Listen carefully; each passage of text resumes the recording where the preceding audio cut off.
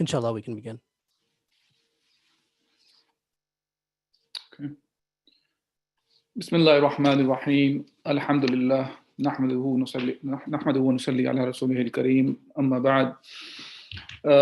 Inshallah, today we will continue our talk on Usul al-Fiqh. And we started the topic of Qiyas last week. And we're going to continue the same topic. There are a few more things that need to be covered for the subject of Qiyas or analogy in Usul al-Fiqh. It is one of the sources of Usul al-Fiqh. And so we talked about the Qiyas, which is basically an analogy based on the illah, which is the reason, given reason in the text. And when we say text means, or nas means from the Quran and the Sunnah. Now, the strongest position about the illah is that the illah must be from the text. Although some scholars, like those of the Hanafi school of thought, they do accept rationale illah as well. When I say rationale, meaning based on a mind or intellect, that looking at the text and you are coming up with the reasoning behind the hukum. The strongest opinion is, the strongest position is, my understanding about that and the scholars is that it is the one that directly comes from the text. And the reason is the mind is not capable to find the reason for the rules unless they have been revealed by Allah Azza wa Jal.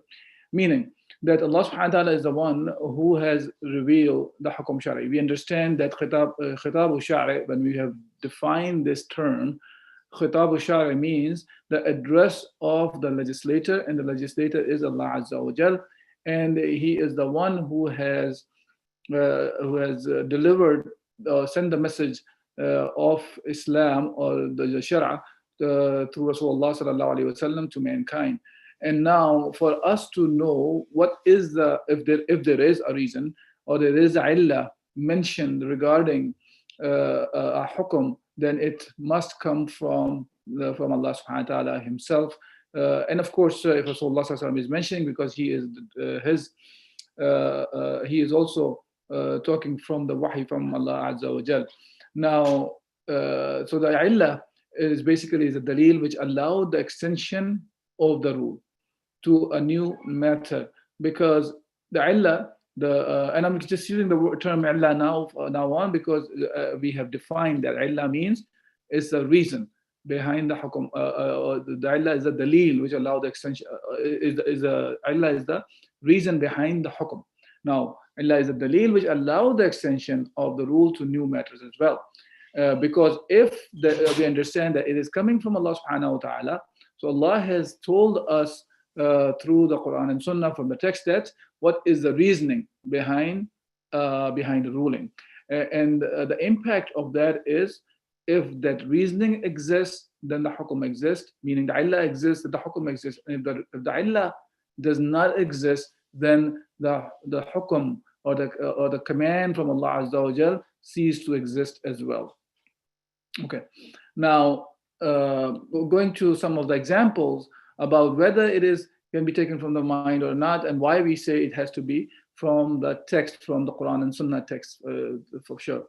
Now, example, we find similar realities are given in different ahkam, while different realities are given the same hukum. Okay, and I'll explain what it means. I know this can be a little bit confusing just by hearing from you or even reading off of the slide as well, that we find similar realities are given different ahkam, meaning the two similar kind of a situation we are in, but we find that Allah subhanahu wa ta'ala has given two different rulings for the very similar situations. Okay, and similarly, the mind cannot, when it comes to the mind normally make analogy between similar things. Okay, but the text contradicts this principle, meaning that from the Quran and Sunnah we can find differences from that. This is why we say Allah has to come from the text. So, for example, in the absence of water, we are allowed to use the dust, for example, for the tayammum, to make wudu, even though there are two different realities. See, the two different realities are fulfilling a command which is get the purification or ablution or wudu that we do. Now that's one aspect of it. So two different realities is fulfilling one thing. Other aspect of that is the two dissimilar realities may have a different hukum from Allah subhanahu wa ta'ala. Like for in the case of, we know the ruling that if a baby girl, if her urine has different ruling compared to a boy's urine. So the ruling is that if the urine of a baby girl is on the clothes, then the clothes have to be washed make it tahir, to make him clean. But if a baby boy does that, then the sprinkling the water is sufficient for that to take away the nijasa, and then you can pray in the very same clothes. See, the reality seems same. It's a urination. There are two, both of them are babies. One happened to be boy, one happened to be girl. Okay, so but the situation looks similar, but the hukum is different in those cases. So this is why we say, so we cannot just we cannot understand the reason behind the hukum just based on our intellect. Hence, it has to come from Allah subhanahu wa ta'ala, because this is basically the intent of the legislator. And legislator Allah subhanahu wa ta'ala, we do not know what his intent was without him telling us. So hence, we need the illah from the text from Allah subhanahu wa ta'ala himself for the rules that he has mentioned. We do not make them up from our own mind. Okay, now other section that we had to cover about the qiyas was, which is linked to the illah part, is the areas of ahkam sharia which do not contain illah. This is important to understand that you cannot find illah in every hukum. As a matter of fact, there are some areas are completely out of the scope of the illah can be found there, or the reason, there are two reasons regarding that. And in general, and this is the strongest view, that no illah exists in the asal. Asal is the origin of the rules, the relating to food, clothing, which is the food is the matumat, clothing is malbusat, morals, which is the akhlaq, and the ritual worships, ibadat. And these kind of rules or rules regarding all those things, Allah subhanahu wa ta'ala has not given us the illah. And that's how do we know that? By scrutinizing the text found regarding these. We do not find the illah in those. One. Second, these rules are not related to achieving results in this life, because all those things that we are talking about, ibadat, for example, the reason that we do the worship the way Allah, we do it in our daily lives. For example, we do a salah. In the case of salah, like for example, salah with jama'ah, with the congregation.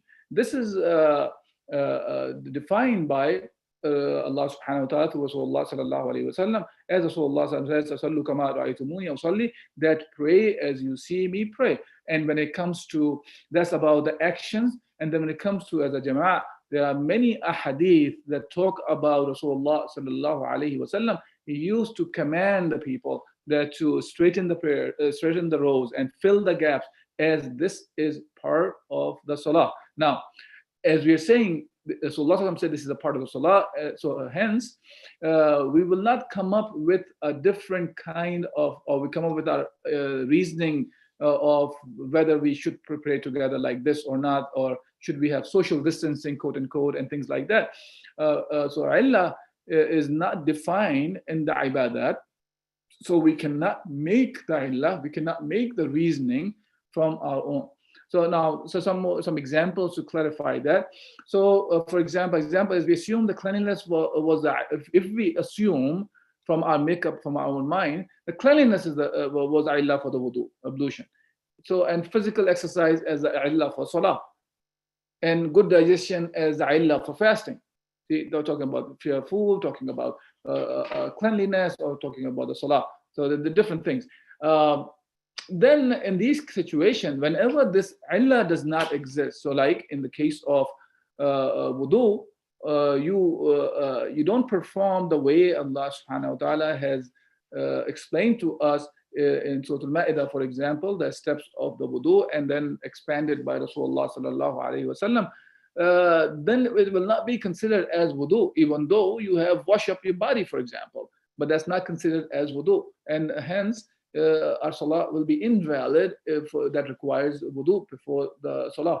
And similarly, you cannot say that so the illah behind the salah is keeping yourself healthy, or it's a kind of an exercise. If that would have been the case, then a person who is physically fit or he exercises enough that then it means that he doesn't have to pray. And we know that that's not the case. And same thing goes for fasting. Sometimes people come up and they say, oh, that helps the digestion when you do the fasting. Or some of them come up with illah of their own and talk about like when you fast, you can feel the pain of the poor. This illah is not given by Allah subhanahu wa ta'ala. We know that because Allah subhanahu wa ta'ala, Ya ayyuha alladhina amanu kutiba alaykum as-siyam kama kutiba ala alladhina min qablikum la'allakum tattaqun. Allah subhanahu wa ta'ala is telling us clearly why Allah subhanahu wa ta'ala has made fasting as an obligation. He says, oh, you who believe, fasting has been prescribed for you as it was prescribed for the previous nations, so you will gain the taqwa, and perhaps you will gain the taqwa. Now, here, the thing that you're trying to achieve out of fasting is taqwa, not to feel the pain of the poor, not to have better digestion, or not to have a healthy lifestyle per se, and on and on. Rather, that is to achieve the taqwa. Because if you make these reasons behind the fasting, for example, so the person who already has good digestion, the person who is poor, how is he going to feel the pain of what difference does it make for him now to feel the pain of the poor? He's already feeling the pain of the poor, or feeling the pain of being hunger or something, and on and on. So then when you lift that illah away, then that would have meant that the fasting is not obligatory on those people. And we know that this is not the case. No matter you're healthy, no matter whether your digestion is good or you are poor, your fasting is still an obligation. Of course, there are situations that Allah subhanahu wa ta'ala has lifted or given the permission for fasting, not the lift, rather permission for not to fast for certain category of people. But again, that is coming directly from Allah subhanahu wa ta'ala. Allah gave a rukhsah there, as we have discussed in the section of rukhsah and azima, that when you have the rukhsah from Allah Azza wa Jal, then you can use the rukhsah. Rukhsah means the permission in this relaxation that Allah has given in a specific situation. So if you are traveling or if you are sick, in those cases, Allah subhanahu wa ta'ala has allowed a person not to fast, and he can count those days in the later days. Okay. So that's about the illah, that the areas where the illah cannot be used. Again, what are those things? Ibadat, matumat. Ibadat means rituals of worship, and for matumat is the food, malbusat are the clothing, and the moral, the akhlaq, like you're truthful, you are honest, and all those things. We don't become honest. The moral part is the only one that I did not mention. We are moral because Allah subhanahu wa ta'ala is the one who commanded us to have good morals. And it's not because people will think we are good people. That's why we show our morality, or we are truthful, or we are honest. No, this is a command from Allah subhanahu wa ta'ala, like others, and there is no reason behind that. We are not truthful so people will call us truthful. We are not truthful because now people will listen to us what we have to say. No, we are truthful because it's a command of Allah subhanahu wa ta'ala. And similarly, there are places where Allah subhanahu wa ta'ala has allowed us, and not only allowed us, in some cases it is not allowed to say the truth. For example, you are giving the information to your enemy about that they can hurt the ummah. In those situations, you don't give that kind of information. Okay. Now, going forward, types of ahkam sharia where illah can be found. So we talked about the where we don't find the illah. Now we are talking about the places where we find the illah. Illah again is the reason behind the ahkam, okay, or the hukm. Now, or rulings.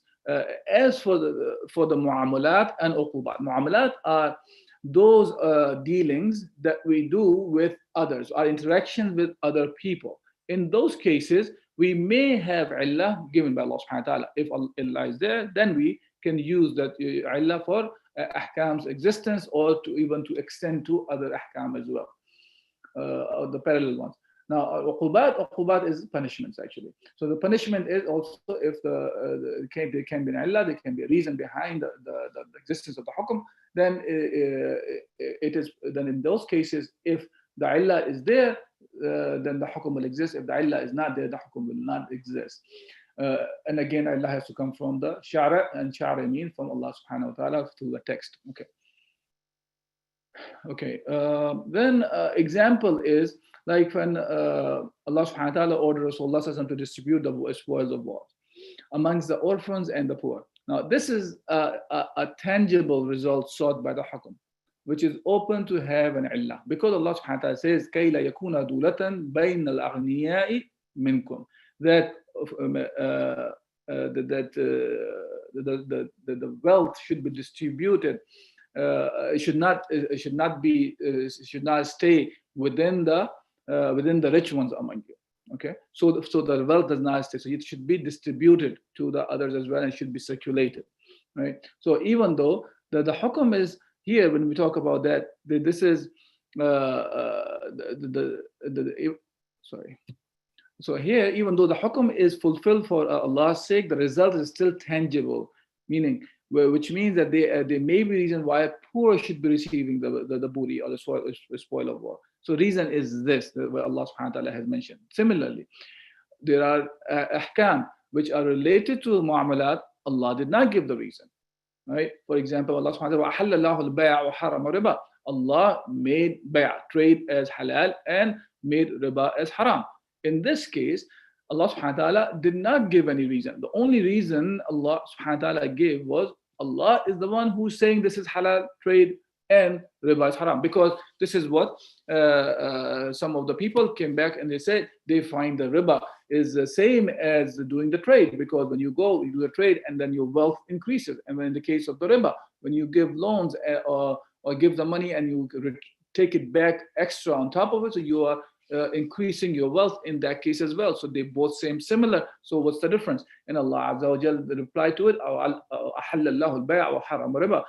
He did not give any specific reasons behind it. It just said this is the command from Allah and this is the way it should be followed. So in that case, we will not come up and try to make reasonings. Yes, we can find many benefits of not dealing with the riba, but we don't say that because of those benefits that we are not taking or giving or becoming witnesses or writing the contracts of the riba.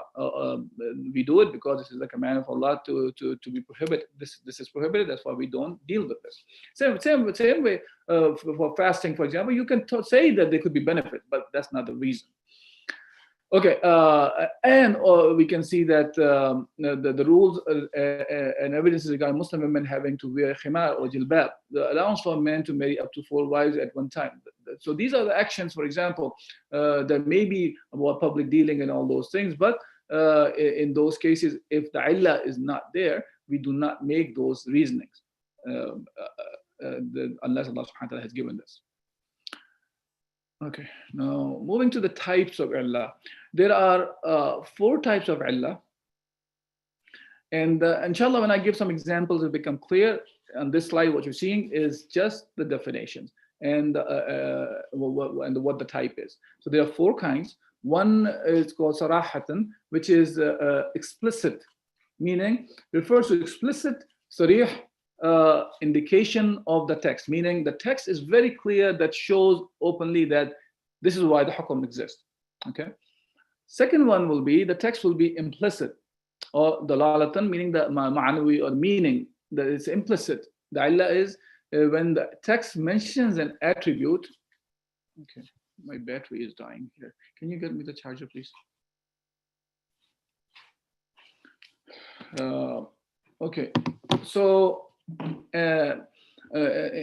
implicit illah is when the text mentions an attribute which rationally has a link to the hukum it has mentioned. So it will be implicit within the text that we are talking about.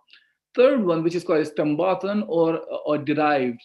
So there's a text, multiple, it could be one specific text or multiple texts which are from the Quran and the Sunnah. You put it together and then you can extract the reason behind that illah from out of that. So that's not explicit, that's not implicit, it's more rather derived. Fourth one is analogical or qiyas. So you make the qiyas.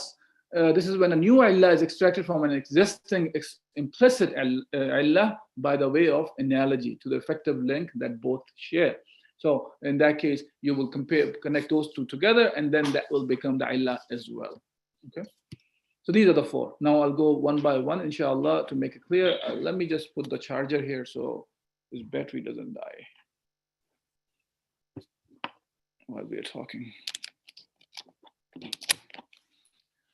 Okay.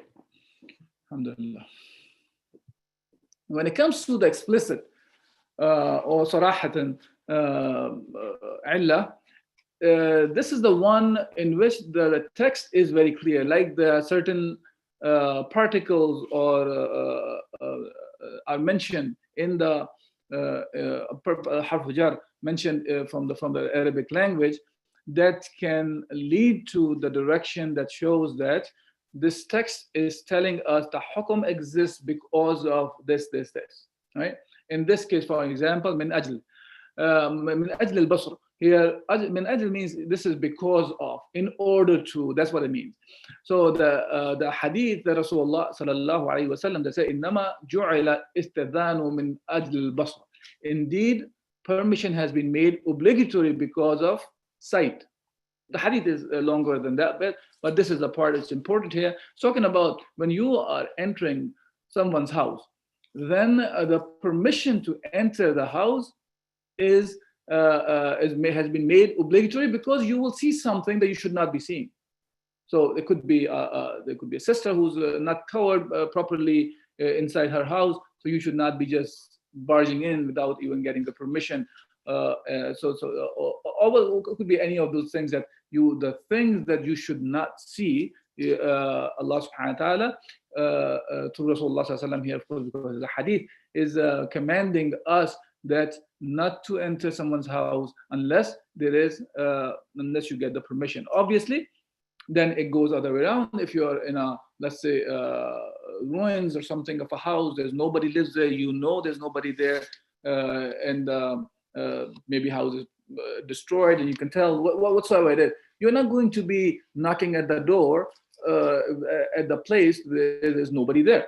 So again, in that case, that the reason does not exist. Hence, the hukum will not exist here. So this is explicit. This is sarahatan from the hadith. It's very clear. Similarly, there's another hadith that says, إِذْ كُنْتُمْ ثَلَاثَةً فَلَا يتناجى رجلان دون الآخر حتى تخلطوا بالناس أجل أن يحزنه.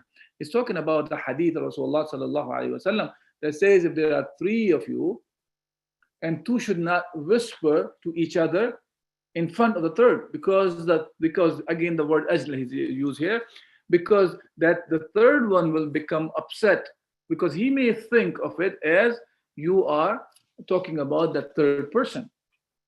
So that is because of that, this whispering is not allowed. The situation in which the person may think that you're talking about him, it is not allowed to talk, to whisper, right?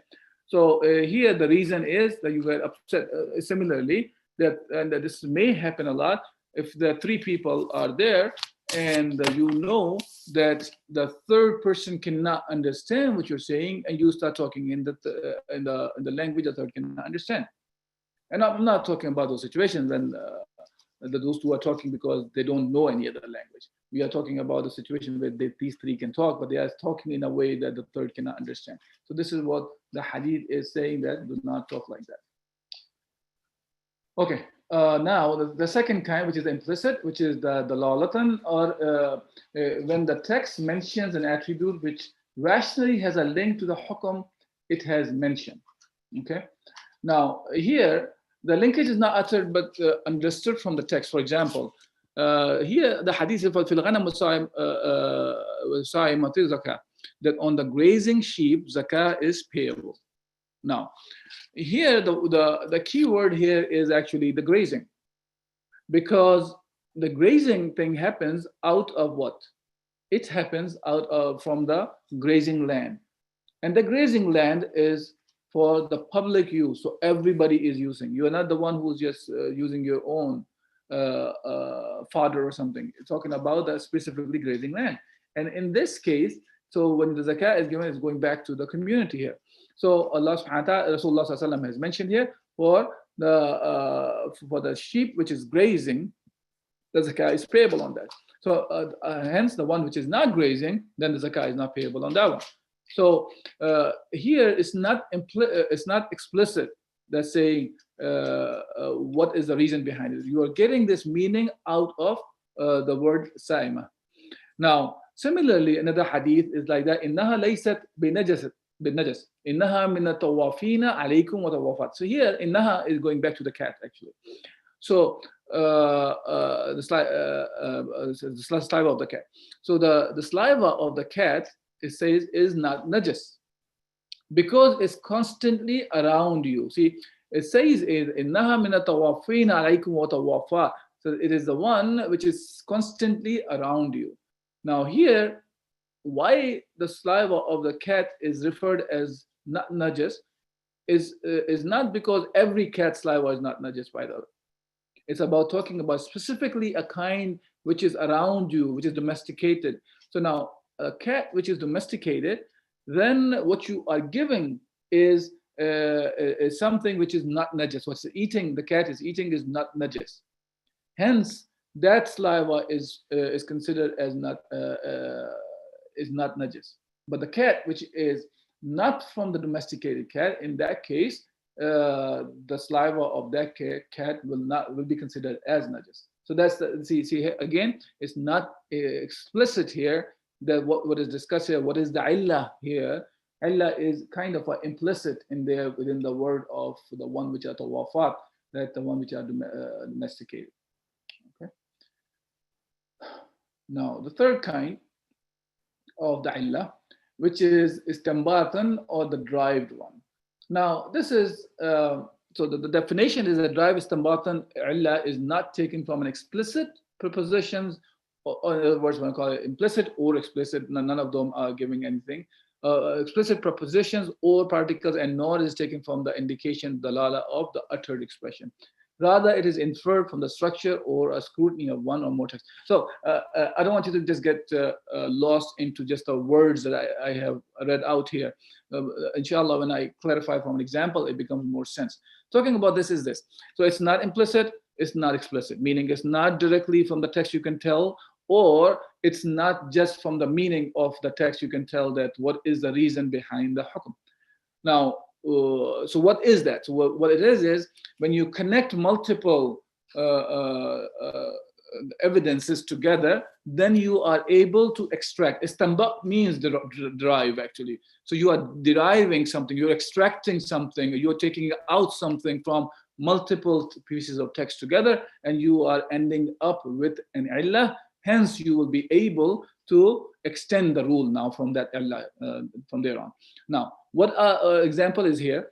الناس شركاء في ثلاث في الكلاء والماء والنار.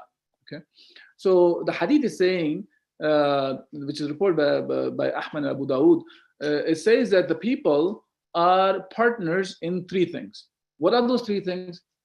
In grazing, or the pastures, or al-ma is water, and an-nar is fire, is the literal translation. Of course, an-nar can be the fuel, and again, this has to go further, just not only fuel. And then the other hadith says, expanded more, وَثَمَنَهُ haram, that the price to take out of this is haram. Okay, so you cannot take price of it. Now, another hadith says, for example, that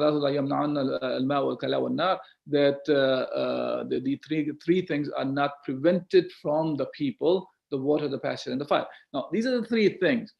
And other hadith, actually, which I did not want to clutter the slides here, I will just mention them here.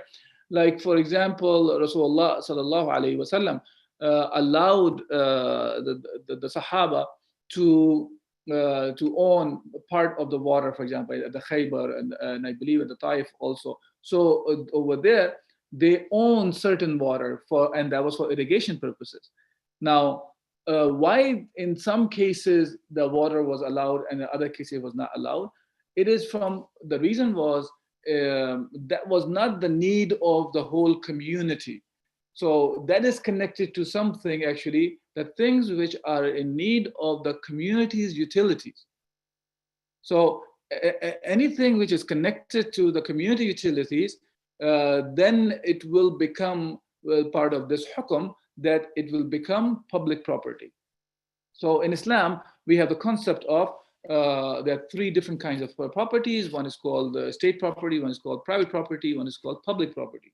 State property, by name you can tell, is owned by a state and governed by a state, and the ownership can change if the state wants. In the case of private property, that can be of individual who can own, for example, I can own a house, I can own a car, clothing, or gadgets, whatsoever. The things which Islam allows for a individual to own. So that comes under the category of private property. And the third property is called the public property, and that's what it is mentioned here. That the third public property is the one which is actually governed by the state, but the benefit goes back to the people. And that public property cannot be owned by an individual. So, for example, in this case of grazing land or water or fuel resources.